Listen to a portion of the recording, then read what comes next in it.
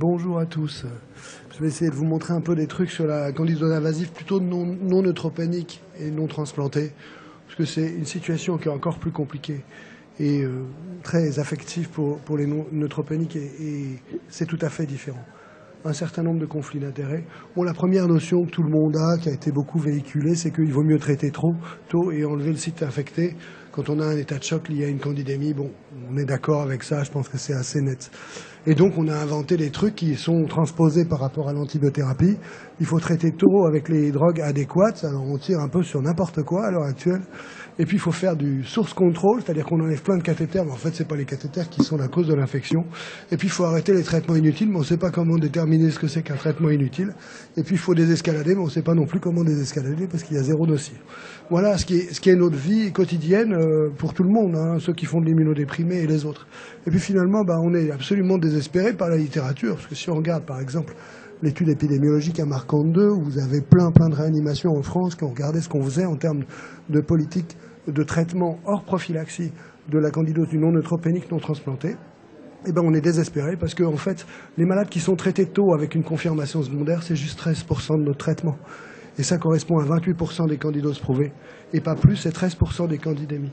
Et ça correspond à 13% des traitements antifongiques réalisés par rapport à l'ensemble des traitements qui ont été réalisés.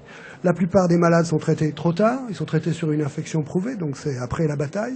Et puis il y en a plein qui sont traités pour rien du tout, en tout cas pas de notion de documentation. Et ce qui est encore plus embêtant, c'est quand on regarde la durée de traitement, ils sont traités super longtemps, on ne sait pas non plus pourquoi. Donc là, c'est une catastrophe, on est vraiment dans le trou total. Et d'autant plus que si encore ça améliorait le pronostic des malades, on serait content. Mais quand on regarde l'augmentation de la mortalité par candidémie en réanimation, on voit qu'alors qu'en onco-hémato, ça a l'air d'être pas mal, ils tiennent à peu près la route. Nous, en réa, on augmente la mortalité au cours du temps. Alors bien sûr, c'est pas tout à fait les mêmes malades, ils sont de plus en plus sévères, mais on n'a pas gagné le problème. Puis deuxième problème, c'est que plus on met des antifongiques, et plus on a une espèce de pression de colonisation qui fait que les germes qui sont isolés sont de plus en plus résistants, ou en tout cas ont des augmentations de concentration minimale inhibitrice aux différents antifongiques utilisés. Et ça, c'est vrai pour les azolés, c'est vrai pour les candides.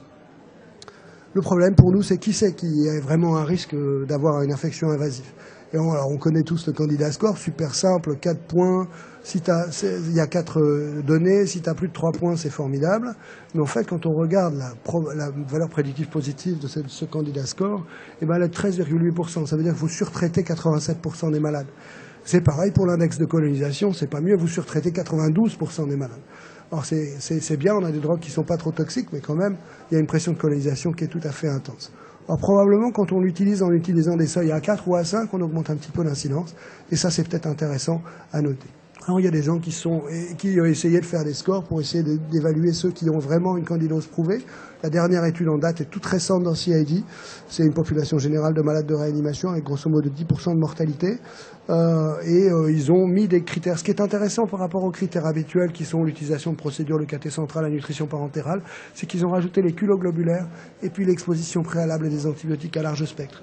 Et plus tu as de points, et mieux c'est. Et à partir de 6 points, tu as une valeur prédictive positive qui est à 11%. C'est pas génial. Ça veut dire que quand même, vous surtraitez 89% des malades si vous utilisez ce type d'algorithme. Or, il y a plein d'algorithmes dans la littérature, ils sont tous pareils. 15 à 20% des malades vont être traités, et seulement 10 à 20% ont vraiment une infection fongique invasive, et 70 à 80% des infections fongiques invasives seront captées par ce type d'algorithme. Donc c'est pas bon, quoi. On n'est pas très très bon. Le seul groupe, et ça je pense que c'est un point absolument essentiel à retenir, le seul groupe sur lequel la prévalence est très élevée, c'est un groupe très particulier de malades qui ont eu une chirurgie abdominale avec des fuites intestinales ou des pancréatites nécrosantes. C'est le seul groupe où le taux, l'incidence de l'affection prouvée est de 32%. Et encore, c'est des candidoses invasives très particulières. Vous voyez la mortalité, 17%. Une candidémie en réa, c'est 60%. C'est pas du tout les mêmes malades. Très peu de malades candidémiques. Et pour cela, peut-être, il y a une place à un traitement très précoce, empirique. C'est la seule catégorie très particulière de malades pour lequel on peut discuter un traitement empirique et peut-être se servir des biomarqueurs pour instituer un traitement extrêmement précoce. Or, vous savez que les MOC, c'est pas terrible. La sensibilité, elle est probablement médiocre. Mais en fait, c'est des vieilles séries. C'est des séries où les malades recevaient des antibiotiques préalables. C'est des malades d'oncohématologie avec des vieux milieux de culture. Et souvent pas de résine. On admet 50%, mais en fait, c'est probablement plus à partir du moment où on les fait avant antifongique. C'est exactement pareil qu'un antibiotique. Il faut faire vos émocs avant. Les charger beaucoup et faire les 3 milieux. parce que si vous ne faites pas les 3 milieux, vous en ratez. Si avec les résines, vous récupérez par rapport aux mycosis. Avec les mycosis, vous récupérez par rapport aux résines. Et les flacons anaérobies vous attrapent le Candida glabrata alors que les flacons aérobies ne vous les attrapent pas. Faites les 3 milieux 2 fois de suite avant de commencer les antibiotiques. C'est vraiment un fait absolument majeur. Alors bien sûr, c'est un petit peu plus rapide en termes de positivité. S'il n'y a pas d'antifongique avec les milieux spécifiques, ça n'est pas vrai s'il y a eu une exposition préalable. Alors qu'est-ce qu'on peut dire très rapidement du bêta-glucane? C'est un composant un petit peu de la paroi cellulaire des champignons, sauf Zygomyces et Cryptocoque. Bon, c'est approuvé par la FDA. Il y a plein de faux positifs. Il faut savoir qu'en réanimation, c'est très fréquent.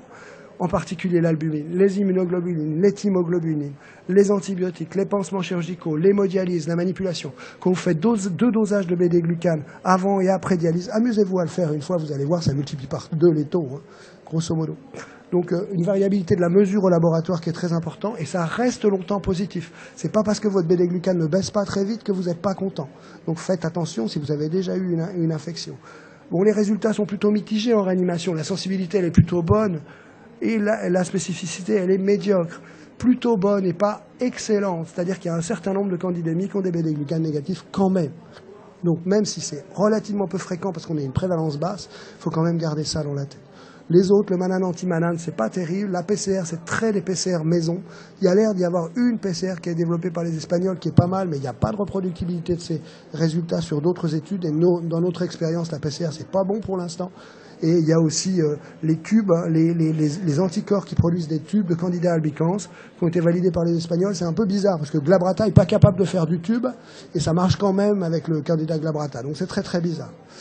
Alors, il y a la dernière étude que je voulais vous montrer sur ces paramètres, c'est Christophe Valderon qui a fait 2 fois par semaine 4 GAB et des glucanes et les PCR sur une population de réanimation chirurgicale où il y a des pas colonisés, des peu colonisés, des très colonisés, des infections fongiques sans candidémie et des candidémies. Et il a regardé un petit peu la valeur diagnostique de tous ces tests. Et vous voyez qu'il n'y a rien de génial dans tout ça. Alors bien sûr, c'est un peu mieux. Vous voyez que les seuils sont tous variables. On en loupe toujours. Toujours. Il n'y a aucun des tests qui va faire bien. Donc rien n'est une magique boulette et vous ne pouvez pas vous baser sur ce type de choses.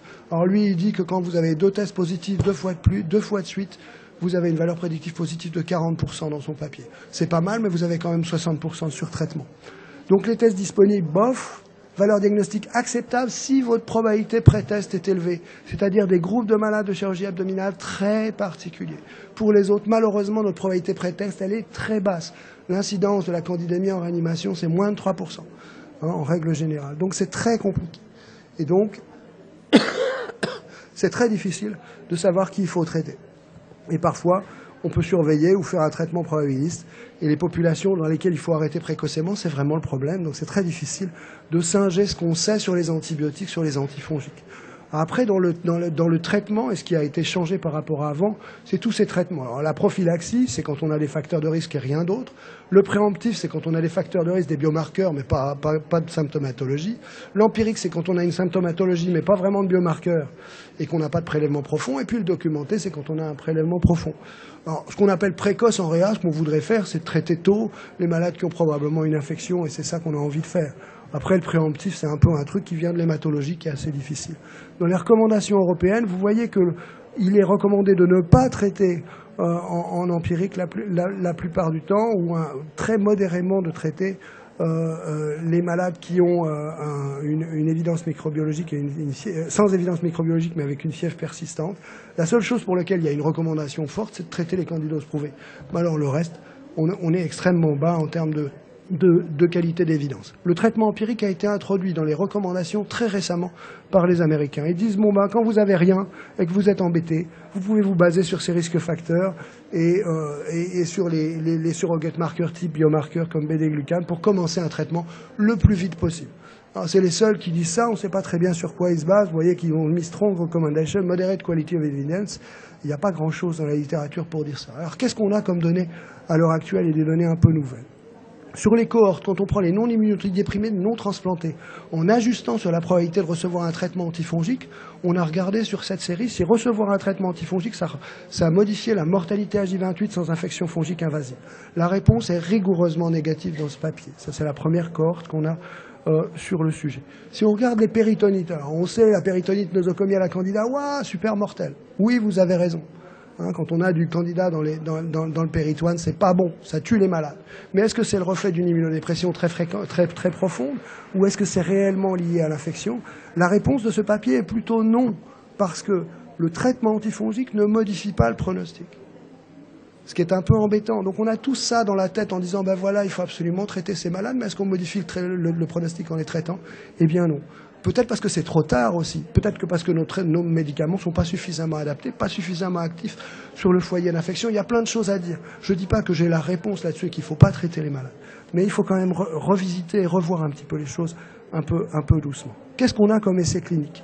On a 2 essais cliniques majeurs sur l'infection, sur le traitement préemptif ou empirique des malades de réanimation. Le premier essai de Louis Ostrowski-Zechner, c'était des malades qui avaient plus de 4 jours de ventilation mécanique, un KT, des facteurs de risque. Et ils avaient au moins un critère dans cela dans les 7 jours précédents, et ils faisaient des bêta-glucanes 2 fois par semaine. Ils ont inclus les malades, placebo versus caspo, double aveugle, double placebo. Donc, dans un cas, il y avait un certain nombre de candidoses probables. Probables, c'était les bêta-glucanes élevés. Donc ça, ils étaient rentrés dans le bras préemptif. Et puis les autres, ils avaient des bêta-glucanes bas, ils étaient rentrés dans le bras prophylactique. Dans cette étude, effectivement, dans le bras placebo, il y a plus de candidoses prouvées à l'inclusion dans le bras placebo que dans le bras caspo. C'est de la chance pour eux.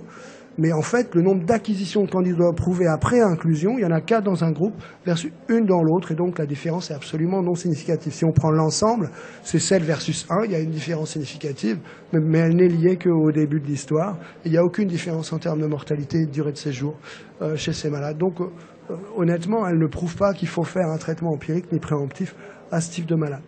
Il y a le traitement empirique qui a été fait par Schuster aussi. Alors lui, il a pris des malades graves. Il a pris des malades graves chez qui ont un sepsis, on ne sait pas pourquoi. Manque de bol, il n'y a pas 20% des malades qui sont colonisés à levure là-dedans. Et c'est une étude où ils ont exclu très peu de malades, parce que les Américains, ils sont convaincus qu'il faut traiter les malades, et que c'est dangereux de ne pas le faire. Donc ils ont inclus des malades qui n'avaient rien. Et là, effectivement, il n'y a pas de résultat dans cette étude. Cette étude, 800 mg de fluconazole versus placebo, ne montre pas de bénéfice à l'utilisation d'un traitement antifongique par rapport à l'autre. On a fait et on publié récemment une étude qui regarde le traitement empirique des malades qui ont des gros facteurs de risque, défaillance multiviscérale, ventilés mécaniquement, des antibiotiques avant et une colonisation extradigestive à levure. Qu'est-ce que montre cette étude? Si le critère de jugement est la survie sans infection fongique à J28, vous voyez que cette étude est encore négative. Ce qui est intéressant, c'est qu'elle reste négative même si les bêta-glucanes sont élevés. Et donc, on ne peut pas se baser sur ces bêta-glucanes à 80, à 250 pour changer la chose. Il y a un petit signal pour les malades les plus graves. C'était déjà des malades super cognés. Mais vous voyez que peut-être qu'il y a quelque chose aux alentours du SOFA à J8. Quand on regarde le A8, quand on regarde la mortalité à J28, rigoureusement aucune différence entre les groupes. Alors, ce qui ne veut pas dire qu'il ne faut pas traiter les malades, parce que quand on regarde le nombre d'infections prouvées dans les 2 bras, effectivement, le traitement diminue le nombre d'infections prouvées secondairement en cours d'utilisation d'un facteur tout à fait important, puisqu'on passe de 4 infections fongiques prouvées après inclusion versus 15, et c'est très significatif. Donc certains disent que cette étude est négative puisque ça ne modifie pas la mortalité, d'autres disent que c'est vachement bien parce que c'est la première qui montre une efficacité d'un traitement empirique. Je vous laisse conclure et on en rediscutera ce soir parce que je la présente en détail. La désescalade, c'est le point dernier. Maintenant qu'on a dit, bon, on ne sait pas très bien qui traiter, peut-être qu'il faut traiter certains malades qui ont un risque très très élevé, et ben comment on peut s'en sortir? Alors est-ce qu'il faut désescalader les antibiotiques? Vous savez que l'IDSA disait plutôt qu'il fallait désescalader après 7 jours. Les CMID, l'Europe disait qu'il ne fallait pas le faire parce qu'on n'avait pas de données. Et on ne sait pas du tout quand il faut arrêter le traitement des candidoses documentées. Et on ne sait pas non plus du tout s'il faut il faut arrêter le traitement des malades chez qui on a commencé un traitement pour rien. Enfin, en tout cas, sans documentation particulière. Alors, l'IDSA, encore une fois, se mouille en disant qu'il faut traiter 2 semaines si les malades s'améliorent et que sinon on peut arrêter au bout de 5 jours, mais on ne sait pas très bien. Alors, on a regardé sur la cohorte, en ajustant sur la probabilité de désescalade, si ça changeait quelque chose de désescalader pour les candidoses documentées de désescalader d'une candine vers le fluconazole et pour les candidoses non documentées d'arrêter dans les 5 premiers jours. On a pris tous les malades qui étaient suivis plus de 5 jours et on a regardé la différence de vie sans infection fongique prouvée après. Et vous voyez qu'il est safe d'arrêter dans les 5 premiers jours si vous n'avez pas de documentation et il est safe de désescalader si vous avez une infection documentée, puis vous diminuez un tout petit peu la consommation d'antifongiques, ce qui est bien. En conclusion, les traitements empiriques du non-neutropénique non transplanté, c'est réservé. Après prélèvement, je vous en prie, prélevez les malades avant de les traiter, sinon on ne comprend rien du tout. Une systématique réévaluation avant le 5e jour. Aucun biomarqueur ne permet de décider un traitement. Un bêta-glucane à moins de 80 si le risque n'est pas élevé au départ est rassurant. C'est tout ce qu'on peut dire.